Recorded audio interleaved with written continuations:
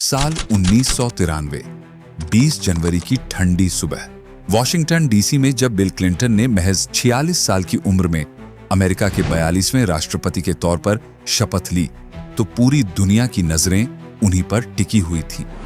उस वक्त वे धरती के सबसे ताकतवर इंसान बन चुके थे, लेकिन किसे पता था कि ताकत के इस शिखर तक पहुंचने के बाद भी विवाद उनका पीछा कभी नहीं छोड़ेंगे। व्हाइट वाटर स्कैंडल ने उनकी साख पर सवाल खड़े किए, वहीं पोला जोन्स नाम की महिला ने उन पर गवर्नर रहते यौन उत्पीड़न का गंभीर आरोप लगा दिया। मगर यह तो महज शुरुआत थी, असली तूफान उनकी जिंदगी में अब भी आना बाकी था। साल 1995, व्हाइट हाउस की गलियों में एक नई कहानी की शुरुआत होती है। वहां कदम रखती है 22 साल की इंटर्न मोनिका लेविंस्की। जवानी की चमक से भरी, खूबसूरती में निखरी हुई उसकी मासूम मुस्कान और चमकती आंखें किसी को भी पल भर में अपना दीवाना बना सकती थी। और जब पहली बार बिल क्लिंटन की नजरें मोनिका से टकराईं तो जैसे वक्त ठहर गया। खुद को संभालने की बजाय क्लिंटन उस मासूमियत में खोते चले गए। वे भूल गए कि उनकी उम्र 49 साल है, कि उनकी शादी को 24 साल हो चुके हैं और वे दुनिया की सबसे बड़ी ताकत के राष्ट्रपति हैं। उस पल उनके लिए सिर्फ मोनिका थी। धीरे धीरे मुलाकातें बढ़ी, छोटे छोटे नोट्स, छुपे हुए मैसेज और फिर बंद दरवाजों के पीछे शुरू हुआ वो रिश्ता जिसने सब कुछ बदल डाला। हाल ये हो चुका था कि नए साल का जश्न वे अपने परिवार के साथ मनाने की बजाय व्हाइट हाउस के किसी गुप्त कमरे में मोनिका के साथ मनाते थे। लेकिन आग लग चुकी थी और धुआं छुपाना नामुमकिन था। 2 साल बाद यानी 1998 में जब इस गुप्त अफेयर की खबरें बाहर आईं तो पूरी दुनिया दंग रह गई।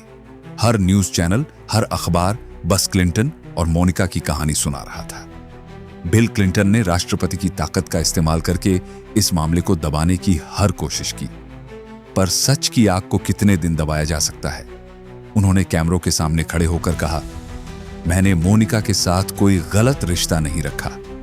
लेकिन हकीकत अलग थी और सच धीरे धीरे सबके सामने आ गया।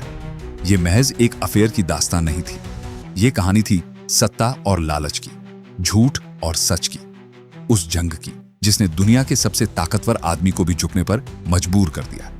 बताइए, अगर आपको लगता है कि सत्ता इंसान को अजेय बना देती है, तो बिल क्लिंटन की यह कहानी उसका सबसे बड़ा सबूत है कि कोई भी इंसान कितना भी ताकतवर क्यों ना हो, अपने कर्मों से बच नहीं सकता। साल 1995, पोर्टलैंड के एक कॉलेज से साइकोलॉजी में ग्रेजुएशन करने के बाद मोनिका लेविंस्की अपने सपनों को पूरा करने व्हाइट हाउस पहुंचती है। वहां उसने लियन पेनेटा के ऑफिस में इंटर्नशिप शुरू की।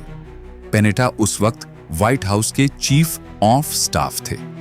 6 महीने तक अनपेड इंटर्न के तौर पर मेहनत करने के बाद नवंबर में उसकी इंटर्नशिप खत्म होने वाली थी। लेकिन मोनिका ने तय कर लिया कि वह यहीं रहना चाहती है। उसने व्हाइट हाउस में ही पेइंग जॉब के लिए अप्लाई किया। इंटरव्यू पास करने के बाद उसे ऑफिस ऑफ लेजिस्लेटिव अफेयर्स में काम मिल गया। अब उसका रोज का काम था सांसदों के लेटर्स और डॉक्यूमेंट्स को ओवल ऑफिस तक पहुंचाना। ओवल ऑफिस, जहां से अमेरिकी राष्ट्रपति दुनिया के सबसे बड़े फैसले लिया करते हैं। यही उसकी जिंदगी का सबसे बड़ा मोड़ साबित हुआ। इसी बहाने मोनिका का वहां आना जाना शुरू हुआ। एक दिन जब उसकी नजरें पहली बार राष्ट्रपति बिल क्लिंटन से मिली तो जैसे वक्त थम गया। क्लिंटन उसकी मासूम मुस्कान और खूबसूरती से इतने प्रभावित हुए कि खुद को रोक ही नहीं पाए। शुरुआत में बस हल्की फुल्की बातें हुई, फिर ये बातें लंबे संवादों में बदली। धीरे धीरे मुलाकातें बढ़ीं और दोनों के बीच एक ऐसा जुड़ाव पैदा हुआ जिसे छुपाना अब नामुमकिन था। बिल क्लिंटन उस वक्त 49 साल के थे। 24 साल से हिलरी के साथ शादीशुदा जिंदगी जी रहे थे और उनकी 15 साल की बेटी भी थी। लेकिन उम्र और जिम्मेदारियों का बोझ उस वक्त जैसे गायब हो गया। क्लिंटन कहते, मोनिका, तुमसे मिलकर लगता है मैं खुद को फिर से जी रहा हूं। दूसरी तरफ मोनिका को भी राष्ट्रपति का यह अपनापन अच्छा लगने लगा। नवंबर 1995 में जब अमेरिका में गवर्नमेंट शटडाउन हुआ तो व्हाइट हाउस लगभग खाली सा हो गया था। इसी सन्नाटे में क्लिंटन ने मोनिका को अपनी प्राइवेट स्टडी में बुलाया। जैसे ही मोनिका वहां पहुंची, माहौल बदल गया। क्लिंटन ने खुद को रोकना चाहा, लेकिन जज्बात हावी हो गए। उन्होंने मोनिका की तरफ बढ़ते हुए कहा, मैं तुम्हें भूल ही नहीं पा रहा। और फिर दोनों के बीच वो सब कुछ हो गया जिसने आगे चलकर इतिहास रच दिया। ये रिश्ता यही नहीं रुका। हर गुजरते दिन के साथ दोनों की नजदीकियां बढ़ती रहीं। जब भी क्लिंटन को काम से फुर्सत मिलती, वो मोनिका से मिलने का बहाना ढूंढते। नए साल की पार्टी तक उन्होंने मोनिका को अपने करीब बुलाया और वहां भी उनके बीच नजदीकियां बनी। लेकिन इस रिश्ते के असर व्हाइट हाउस की दीवारों तक गूंजने लगे। मोनिका अक्सर अपने काम को अनदेखा करने लगी। कई बार बिना पास के प्रोटोकॉल तोड़कर प्रेसिडेंट हाउस में घुस जाती। सिक्योरिटी एजेंट विलियम सी बर्डली ने उसे कई बार रोका, लेकिन हर बार खुद राष्ट्रपति क्लिंटन बीच में आकर कहते, इसे मत रोको, मुझे इससे कोई दिक्कत नहीं है। व्हाइट हाउस की गलियारों में अब सिर्फ फुसफुसाहटें गूंज रही थीं। कई सीक्रेट सर्विस ऑफिसर्स ने अपनी आंखों से राष्ट्रपति क्लिंटन और मोनिका लेविंस्की को ओवल ऑफिस में अकेले देखा था। हर कोई जानता था कि कुछ गड़बड़ है, लेकिन कौन इतना साहस करता कि अमेरिका के राष्ट्रपति से सवाल पूछे? क्लिंटन सबकी परवाह किए बिना इस रिश्ते को और गहरा करते जा रहे थे। अमेरिका की किस्मत जहां लिखी जाती है, उस भव्य इमारत की दीवारों के पीछे उनका गुप्त रोमांस परवान चढ़ रहा था। हालात यहां तक पहुंच गए कि जब हिलरी क्लिंटन खुद व्हाइट हाउस में मौजूद होती, उसी वक्त किसी सीक्रेट कमरे में राष्ट्रपति क्लिंटन मोनिका की बाहों में खोए हुए मिलते। लेकिन मोनिका का लापरवाह रवैया और काम से भागना उसके सीनियर्स को नागवार गुजरा। आखिरकार व्हाइट हाउस की deputy chief of staff Evelyn Lieberman ने कड़ा कदम उठाया और उसका ट्रांसफर पेंटागन कर दिया। 16 अप्रैल 1996 को मोनिका का व्हाइट हाउस छोड़ना तय हुआ।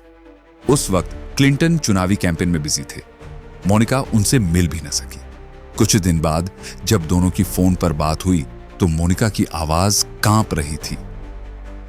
मुझे व्हाइट हाउस से निकाल दिया गया, अब मैं आपको कभी नहीं देख पाऊंगी।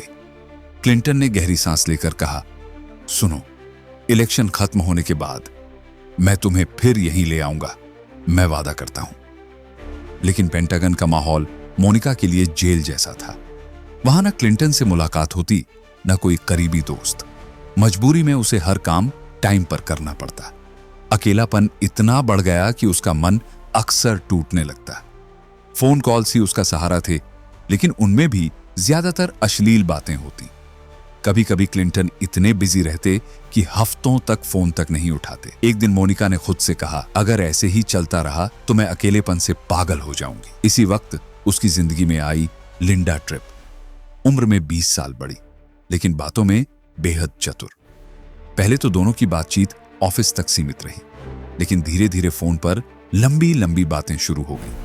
दोस्ती इतनी गहरी हो गई कि मोनिका ने अपने राज खोलने शुरू कर दिए। एक दिन उसने मासूमियत से कहा, लिंडा, तुमसे कुछ भी छुपा नहीं सकती, मैं राष्ट्रपति से प्यार करती हूं। लिंडा ने सुनकर हल्की मुस्कान दी, लेकिन अंदर से वो यही सोच रही थी, यही वो मौका है जिससे पूरी दुनिया हिल सकती है। यहीं से कहानी ने मोड़ लिया। एक मासूम इकरार दोस्ती में बदलते ही धीरे धीरे सबसे बड़े स्कैंडल की नींव रख रहा था।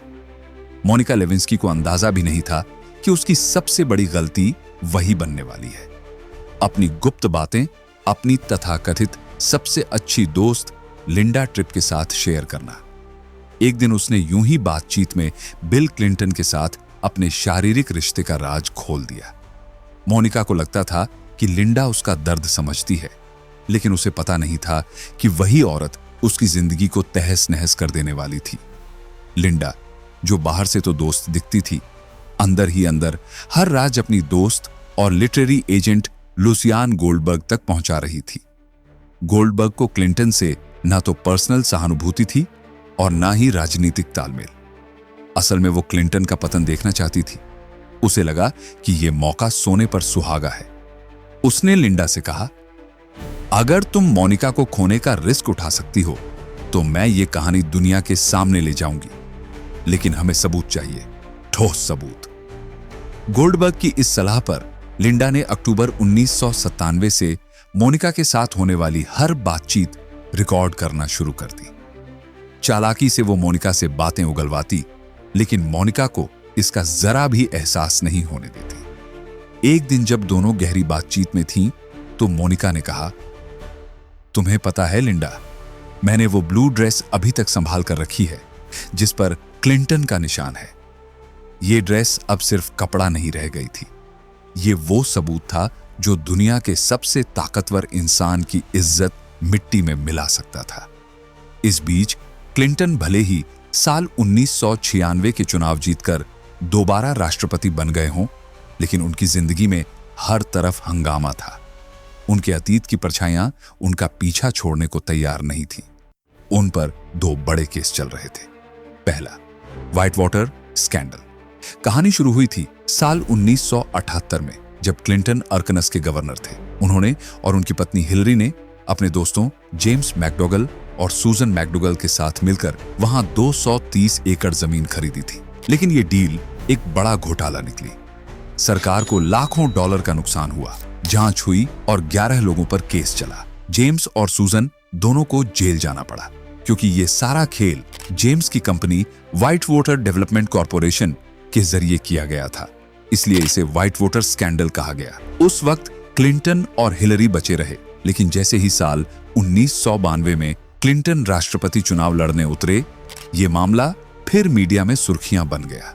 हालात तब और बिगड़े जब जुलाई 1993 में deputy White House counsel Vince Foster ने इस केस के प्रेशर में आत्महत्या कर ली। नवंबर उसी साल डेविड हेल नाम का आदमी सामने आया और आरोप लगाया, क्लिंटन ने मुझ पर दबाव डाला कि मैं सूजन मैकडोगल को $3 लाख का लोन दूं। इस बयान ने क्लिंटन की मुश्किलें और बढ़ा दी।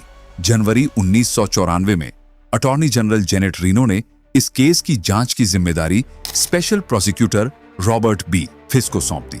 लेकिन तूफान यहीं खत्म नहीं हुआ। उसी साल क्लिंटन पर एक और केस दर्ज हो गया। ये केस पोला जोन्स ने किया। उसका कहना था कि साल 1991 में जब वो अर्कनस में एक लो लेवल स्टेट एम्प्लॉय थी, तब गवर्नर के पद पर बैठे बिल क्लिंटन ने अपने पावर का इस्तेमाल करके उसका यौन शोषण किया। अब क्लिंटन के लिए वक्त मानो थम गया था। अतीत और वर्तमान की सारी कहानियां मिलकर उनके भविष्य को डसने के लिए तैयार थी। और इस सब के बीच वो ब्लू ड्रेस एक ऐसे तूफान की नींव बन चुकी थी जो आगे चलकर पूरी दुनिया को हिला देने वाला था। पोला जोन्स ने बिल क्लिंटन के खिलाफ फेडरल कोर्ट में केस दायर कर दिया और सीधा लाखों डॉलर का मुआवजा मांग डाला। लेकिन क्लिंटन ने तुरंत पलटवार करते हुए कहा, यह सब झूठ है, मैं ऐसा कुछ नहीं किया। पर मामला यहीं नहीं रुका। व्हाइट वाटर स्कैंडल पहले से उनकी गर्दन पर लटका हुआ था और अब यौन शोषण के इल्जाम ने पूरे अमेरिका में तूफान खड़ा कर दिया था। इन दोनों केसों की जांच की जिम्मेदारी केनेथ स्टार को दी गई, लेकिन महीनों तक छानबीन के बावजूद उन्हें कोई ठोस सबूत हाथ नहीं आया जिससे क्लिंटन को सीधा दोषी ठहराया जा सके। क्लिंटन पोला जोन्स वाले केस से भी बच निकले और दोबारा व्हाइट हाउस की कुर्सी पर बैठ गए। यही बात लुसियान गोल्डबर्ग को बुरी तरह चुभ गई। वो गुस्से से बड़बड़ाई, अब वक्त आ गया है उसे उसी के खेल में हराने का। तभी लिंडा ट्रिप के जरिए जब उसे क्लिंटन और मोनिका लेविंस्की के रिश्ते की भनक लगी, तो उसने इस स्कैंडल को सबके सामने लाने का प्लान बना डाला। उसने लिंडा से कहा, अगर सचमुच उसके साथ हुई हर बात रिकॉर्ड कर ली जाए तो ये खेल खत्म हो जाएगा। लिंडा ट्रिप ने वही किया। उसने मोनिका से बातें कर करके उसका भरोसा जीता और गुपचुप तरीके से सब कुछ रिकॉर्ड करने लगी। उन टेप्स में वो ब्लू ड्रेस का जिक्र भी था जिस पर क्लिंटन का डीएनए स्टेन था। यह एक ऐसा सबूत था जो किसी भी अदालत में क्लिंटन की साख को ध्वस्त कर सकता था। लेकिन जब गोल्डबर्ग ने कहा कि इन्हें सीधे केनेथ स्टार के पास ले चलो, तो लिंडा झिझक गई। उस पर दोस्ती का बोझ था। पर गोल्डबर्ग ने खुद ये पूरा मामला इन्वेस्टिगेटिव जर्नलिस्ट माइकल इसिकोफ तक पहुंचा दिया। 17 जनवरी 1998 को इसिकोफ ने मैगजीन में धमाकेदार रिपोर्ट छाप दी। कुछ ही घंटों में ये खबर अखबारों और टीवी चैनलों पर छा गई। अमेरिका से लेकर पूरी दुनिया में लोग हैरान रह गए कि आखिर दुनिया के सबसे ताकतवर इंसान का चेहरा ये कैसे हो सकता है। व्हाइट हाउस के अंदर जैसे भूचाल आ गया। लोग गुस्से से कह रहे थे, क्या यही है हमारा लीडर? क्लिंटन के लिए हालात इतने बिगड़ गए कि 9 दिन बाद 26 जनवरी 1998 को उन्हें अपनी पत्नी हिलेरी के साथ लाइव टीवी पर आना पड़ा। कैमरे के सामने उन्होंने ठंडी आवाज में कहा, I did not have sexual relations with that woman, Miss Lewinsky. I did not have sexual relations with that woman, Miss Lewinsky. लेकिन ये झूठ ज्यादा देर टिक नहीं पाया। लिंडा ट्रिप ने आखिरकार सारे रिकॉर्डेड टेप्स केनेथ स्टार को थमा दिए। अब केस का दायरा और बड़ा हो गया। मीडिया मोनिका लेविंस्की के पीछे पड़ गई, कोर्ट से भी समन जारी हो गया। इसी बीच एक बार फिर क्लिंटन और मोनिका आमने सामने हुए, पर इस बार माहौल अलग था। क्लिंटन ने धीमी आवाज में कहा, मोनिका, तुम्हें कोर्ट में कहना होगा कि हमारे बीच कुछ नहीं हुआ, यही एक रास्ता है। मोनिका भारी सांस लेकर बोली, ठीक है, मैं तुम्हारे लिए ये कर दूंगी। और फिर उसने एक एफिडेविट दाखिल कर दिया जिसमें साफ लिखा था कि उसका और क्लिंटन का कोई रिश्ता नहीं था। दोनों ने मिलकर अपने राज को दफनाने की कोशिश की, लेकिन इस बार खेल उनके हाथ से फिसल चुका था। मोनिका लेविंस्की ने अपनी सबसे करीबी दोस्त लिंडा ट्रिप पर भरोसा करते हुए जो भी बातें साझा की थीं और जिन बातों को लिंडा ने गुपचुप रिकॉर्ड कर लिया था, वही सब आखिरकार उस राज की चाबी बन गए जिसने बिल क्लिंटन और मोनिका के एक्स्ट्रा मैरिटल अफेयर की परतें पूरी तरह उधेड़ दी। मीडिया लगातार इस खबर को तोप की तरह दाग रही थी। कोर्ट सबूत मांग रहा था और मोनिका इन सब से टूटने लगी थी। वो किसी भी तरह इस झंझट से बाहर निकलना चाहती थी। आखिरकार 28 जुलाई 1998 को उसने वो ब्लू ड्रेस जांच के लिए सौंप दी जिस पर क्लिंटन का डीएनए मौजूद था। एफबीआई ने कोर्ट के आदेश पर क्लिंटन का ब्लड सैंपल लिया और टेस्ट शुरू किया। रिपोर्ट ने जैसे ही क्लिंटन का झूठ बेनकाब किया, पूरा अमेरिका हिल गया। अब उनके पास बचने का कोई रास्ता नहीं था। 17 अगस्त 1998 को उन्हें जूरी के सामने सच कबूलना पड़ा कि हाँ, मोनिका लेविंस्की के साथ उनका रिश्ता रहा था। उसी शाम क्लिंटन टीवी कैमरों के सामने आए और भारी आवाज में बोले, I did have a relationship with Miss Lewinsky. It was wrong. उन्होंने इसे अनुचित करार दिया और पूरे देश से माफी मांगी। Indeed, I did have a relationship with Miss Lewinsky that was not appropriate. In fact, it was wrong. सितंबर 1998 में केनेथ स्टार ने अपनी लंबी इन्वेस्टिगेशन पूरी की और 445 पन्नों की रिपोर्ट अमेरिकी कांग्रेस को सौंप दी।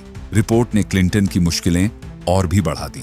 एक तरफ उन्हें मोनिका लेविंस्की के साथ अपने रिश्ते को दुनिया के सामने स्वीकार करना पड़ा, तो दूसरी तरफ उन्हें पोला जोन्स वाले यौन शोषण केस को खत्म करने के लिए $8.5 लाख देकर समझौता करना पड़ा।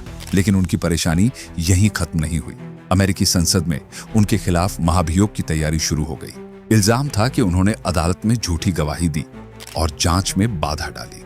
यह अमेरिका के इतिहास का पहला मौका था जब कोई मौजूदा राष्ट्रपति इतनी शर्मिंदगी का सामना कर रहा था। जनवरी 1999 में प्रतिनिधि सभा ने क्लिंटन को पद से हटाने की प्रक्रिया शुरू कर दी, पर जब मामला ऊपरी सदन यानी सीनेट में पहुंचा तो हालात पलट गए। क्लिंटन को हटाने के लिए 67 वोट जरूरी थे, लेकिन उनके खिलाफ केवल 45 से 50 सीनेटर ही खड़े हुए। नतीजा ये हुआ कि प्रस्ताव गिर गया और क्लिंटन बच निकले। सारी दुनिया की नजरों में लांछित और शर्मिंदा होकर भी बिल क्लिंटन व्हाइट हाउस में बने रहे और जनवरी 2001 तक अमेरिका के राष्ट्रपति पद पर टिके रहे। उनका राष्ट्रपति कार्यकाल खत्म होने के बाद भी सजा उनका पीछा करती रही। साल 2001 में अमेरिकी सुप्रीम कोर्ट ने बिल क्लिंटन पर कड़ी कार्रवाई करते हुए उनका लॉ लाइसेंस सस्पेंड कर दिया और अरकनस में 5 साल तक लॉ प्रैक्टिस करने पर रोक लगा दी। सत्ता से उतर चुके क्लिंटन के लिए यह फैसला किसी गहरे वार से कम नहीं था। वक्त बीतता गया और करीब 25 साल बाद उन्होंने पहली बार व्हाइट हाउस में हुए उस राज पर खुद चुप्पी तोड़ी। क्लिंटन ने माना कि हाँ, मोनिका लेविंस्की के साथ उनका रिश्ता रहा था और उन्होंने इसे तनाव मिटाने का बहाना बनाकर शुरू किया था। डॉक्यूमेंट्री हिलरी में क्लिंटन ने अपने और मोनिका के रिश्ते की कई निजी बातें खुद सामने रखी। इसी दौरान उन्होंने पहली बार पब्लिकली मोनिका से माफी भी मांगी। क्लिंटन ने साफ कहा, यह गलत था और मैं क्षमा चाहता हूं। लेकिन इस माफी का कोई असर नहीं हुआ, क्योंकि जिस वक्त ये शब्द निकले तब तक मोनिका की जिंदगी एक ही स्कैंडल के जाल में पूरी तरह कैद हो चुकी थी। जहां भी वो जाती, हर सवाल, हर कैमरा और हर चर्चा केवल उसी अफेयर के इर्द गिर्द घूमती। उनकी पहचान, उनके सपने और उनका करियर, सब कुछ उसी एक गलती ने निगल लिया। हालात ऐसे बने कि मोनिका को आखिरकार अमेरिका छोड़ना पड़ा। लेकिन मुल्क से बाहर जाने के बाद भी अफवाहें, ताने और सवाल उनका पीछा नहीं छोड़ पाए। आज भी मोनिका लेविंस्की उस रिश्ते को अपनी सबसे बड़ी भूल मानती है, एक ऐसी भूल जिसने उनकी पर्सनल और प्रोफेशनल जिंदगी को हमेशा के लिए तबाह कर दिया। ये थी बिल क्लिंटन और मोनिका लेविंस्की की कहानी, एक ऐसा किस्सा जिसने साबित कर दिया कि दुनिया का सबसे ताकतवर इंसान भी अपनी कमजोरियों का कैदी बन सकता है। अगर आपको ये कहानी पसंद आई हो तो चैनल को सब्सक्राइब करना मत भूलना और बेल आइकन दबाना, ताकि आप हमारी आने वाली कहानियां सबसे पहले देख पाएं।